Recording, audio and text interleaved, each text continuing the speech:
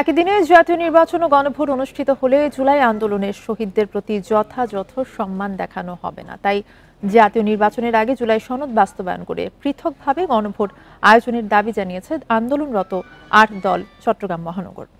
আগামী শুক্রবার নগরের লালদিঘি ময়দানে ৫ দফা দাবি বাস্তবায়নের লক্ষ্যে ৮ দলের বিভাগীয় সম্মেলন অনুষ্ঠিত হবে। এ উপলক্ষে সকালে চট্টগ্রাম প্রেস ক্লাব মিলনায়তনে আয়োজিত সংবাদ সম্মেলনে বক্তারা বলেন, স্বাধীনতার ৫৪ বছর পর বাংলাদেশের রাজনৈতিক পরিস্থিতি এক গভীর সংকটের মুখে দাঁড়িয়েছে। বিজলি কেবলসের স্কিন কোটেড ইনসুলেশন আগুন প্রতিরোধী। বিজলি কেবলস, নিরাপদ আজীবন। জুলাইয়ের অভ্যুত্থানে প্রায় হাজারো মানুষ শহীদ হয়েছেন এবং বহু মানুষ আহত পঙ্গুত্ব বরণ করেছেন, যার মধ্য দিয়ে দেশের রাজনৈতিক পট পরিবর্তন ঘটে। বক্তারা বলেন, সব রাজনৈতিক শক্তি ও জনমতের ভিত্তিতে অন্তর্বর্তীকালীন সরকার গঠিত হয়েছে। সরকারের প্রতিশ্রুতি ছিল প্রয়োজনীয় সংস্কার, জুলাই হত্যাকাণ্ডের বিচার ও অবাধ, সুষ্ঠু, নিরপেক্ষ নির্বাচন করা।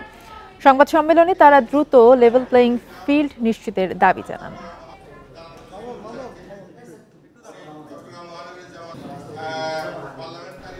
সংবিধান আদেশ 2025-এ স্পষ্টভাবে ঘোষণা করা হয়েছে যে দেশের ভবিষ্যৎ রাজনৈতিক রূপরেখা নির্ধারণের আগে জনগণের মতামতই হবে সর্বোচ্চ প্রাধান্য। তাই জাতীয় নির্বাচনের আগে গণভোট আয়োজন শুধু রাজনৈতিক দাবি নয়, এটি জাতীয় আকাঙ্ক্ষা সংস্কার বাস্তবায়নের বাস্তব প্রতিফলন।